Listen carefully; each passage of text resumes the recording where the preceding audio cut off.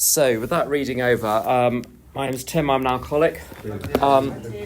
My first meeting of Alcoholics Anonymous was up the road on Heath Street on a Sunday evening in the Quaker Meeting House in January 1993. I've been sober since July 1993.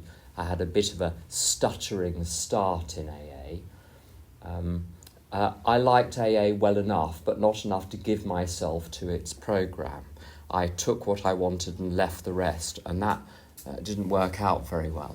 That left me drunk. When I surrendered completely and said, honestly, I don't care what you ask me to do, I'm just going to do it. I'm out of alternatives. Then I was, as they say, cooking with gas. And I was in a parlous state in January 1993 as a direct result of drinking and frankly nothing else. I didn't know you were allowed to buy drugs. I thought they were illegal, so I thought I'm not allowed to do that. So I drank instead. That was absolutely fine for me. But that was enough to reduce me to tatters. My mind had gone. My body was on the way out. I was 21 and I might not have had long. But it's funny how the ego comes back. Within weeks, I was starting to have bright ideas. And I was starting to snigger in the back of rooms with my little friend. We would sit there and snigger and swap notes and look down on everyone, down our long alcoholic noses at people. And that needed to go, that needed to stop. I needed to become in AA like those wretched good children that sit at the front of the school bus talking to the teacher, rather than one of those children on the back seat having a whale of a time with a bottle of vodka. So I learnt to sit at the front, literally and figuratively, in AA.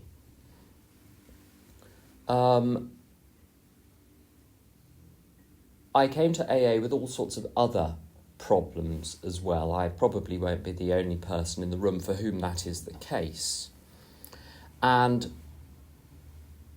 by all accounts, I have little recollection of this, but I'm told reliably and repeatedly that I was something of a handful in my first year or so. I was a sort of training programme for groups to have group consciences about how to deal with people who are vociferous and troublemaking and disruptive.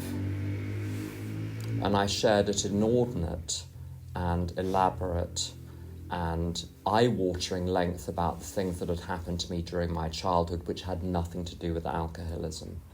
And people queued up to tell me where to go other than AA to solve these problems that I was talking about. And then, by, I think, divine intervention, I chanced across Maureen, who was a Wimbledon housewife. She was 17 years sober at the time. She's 47, 48 years, whatever she is now, 48, 49 years sober. And I told her that I'd been told I had to do family of origin therapy and transactional analysis and all these other things to sort out my other problems. She said, and she wasn't one to swear, but on this occasion she swore and she said, "Horse shit. You're a common or garden alcoholic. Deal with that and then see what's left." And I dealt with that over the years and there wasn't anything left. Nothing left to deal with. The answer that I found in AA, I've had to do a couple of things over the last 30 odd years. The first one is do as I'm told with the programme. The second thing is to stick around and help other people do the programme. That is it. There's no more to it than that. And all of the extraordinary complexities of my childhood dissolved into nothing. Not because I understood them. Not because I understood myself, but I abandoned myself like abandoning a sinking ship. And it's funny, the mind seems to know how to heal itself if you leave it alone for long enough. I was constantly picking at it. You know, everyone's got a friend that whenever they cut themselves, it scabs over, and then by the time 3 weeks have passed, it's halfway up the arm because they've been scratching and they can't leave it alone. They need to put a cone on it. AA needed to put a cone on me. When I become self-indulgent, my other half says cone, and what that means is I'm to stop looking at myself, thinking about myself, analysing myself, talking about myself, worrying about myself, and get on with something useful. And that, to me, is the beginning and the end of the AA program. There's a little bit of surgical stuff that I learned to do in step 4. Go in there like some Mission Impossible. You know, you lower yourself on a rope and examine a few things, get some information, go and disclose it to your sponsor. Get some material for steps 8 and 9, go and make some apologies, pay the money back. But that's it. Look but don't stare, that was what I was told. A moral inventory, not a psychological one. And I solved the moral problem, which was being tremendously self-centred. And the psychological problems solved themselves. I thought I had to solve the psychological problems. Once they were solved, I'd be fine, I'd be good to go, I could go and help people somehow. And it's all backwards in AA. And I thought I had nothing to offer when I was new. And people said to me, you're 6 weeks sober. You can carry a message about how to get through the first 6 weeks to the new chap that's come through the door. And there's some wonderful things in here. Joy of living is the theme of the 12th step. And I think there are 3 things in step 12. The first one is a premise, having had a spiritual awakening as the result of these steps. It's assuming that we've had one before it goes on to the other things. There's nothing one can do there. If one hasn't had one there's a problem in the earlier steps. One doesn't, I don't think, have the spiritual awakening in the 12th step. It's, as a result, you discover you've had one. That discovery for me was the discovery that how I felt was a function not of what had happened to me, not of my brain chemistry, not of my genetics, not of my family history, not of my past, not of my background, not of the school I went to, but the decisions I was making, the beliefs that I was cherishing, the perceptions of the world which I came up with and which I believed, because I had come up with them. When I was unhappy, people would try to talk me out of it. And I discovered whenever I was unhappy that I was right and they were wrong. I always defended my unhappiness because it seemed so obvious and logical to me. My problem was me. That was the great awakening is not the discovery of God, it's the discovery, oh God, I'm the problem. That was the awakening. As my friend Astrid says, the calls are coming from within the house. There's no monster out there. It's inside. The enemy is within, and it speaks in my own voice. And once you realise that, then it's pretty plain sailing. When I think the problem's out there, I'm trapped in hell, and I can be there for a very, very long time. When I realise the problem is the bullshit I'm selling myself, then we have the beginnings of a way out. And then waking up, what I discovered, it was extraordinary. When I first went to a meeting and realised the other people in the meeting were actual human beings.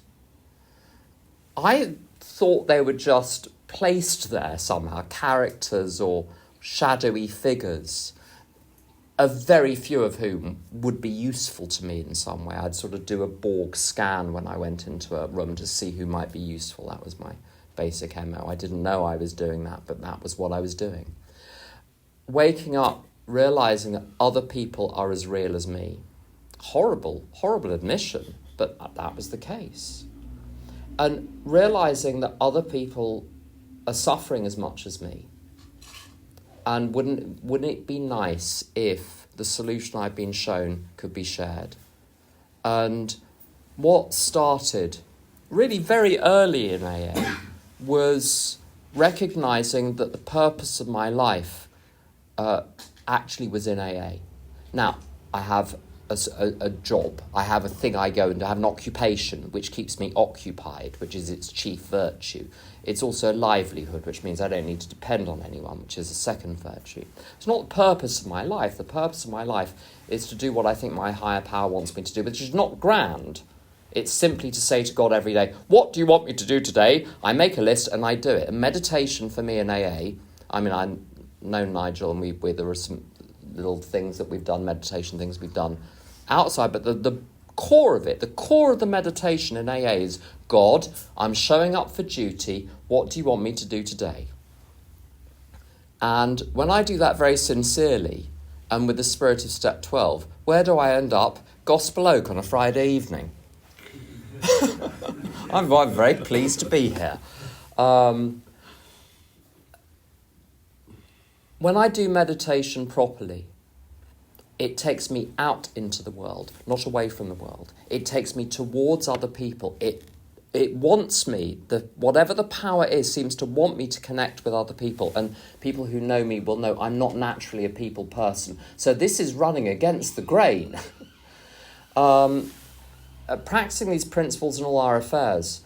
I've made some mistakes over the years of thinking that, AA is very good, but really there was this phrase that people use today, I've got a big life.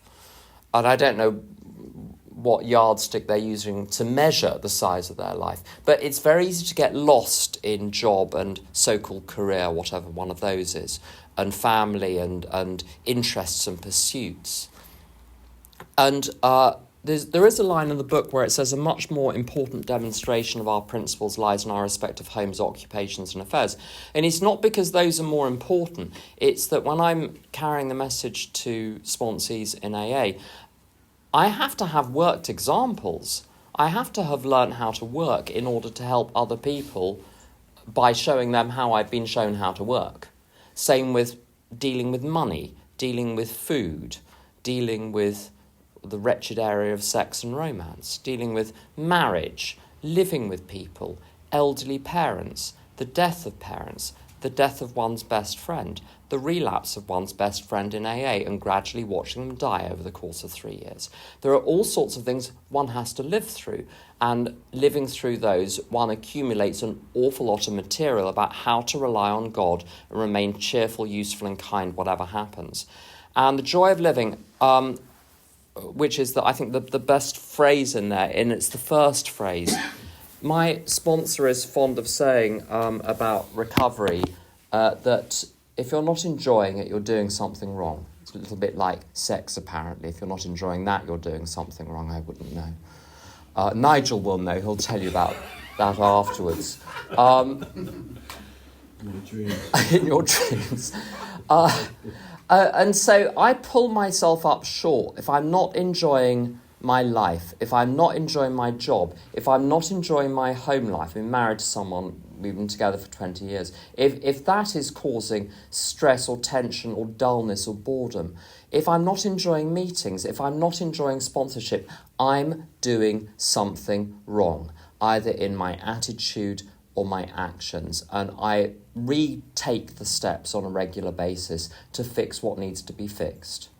My car, when I had one, needed an annual MOT. I need an personal MOT far more often than annually. I do some daily inventory. Once a quarter, I do a survey of my whole life. And what that does, very systematic, doesn't take long, takes about an hour or two, just to see what do I need to start doing, what do I need to stop doing, what do I need to do differently, guided by God, not by intellect. And doing that releases pockets of joy. And at the moment, I'm going to finish on this, possibly slightly early. I'm waking up, and I don't know why, at about 5:30, full of beans, eager to get on with the day, excited in my 50s, excited about the world, about my place in it, about the things to do, the places to go, the people to see. And I didn't manufacture that. I created the conditions by being hard on myself and trying to be kinder and gentler to other people. That's all I've got. Thanks for listening. Oh, thank you, Jane.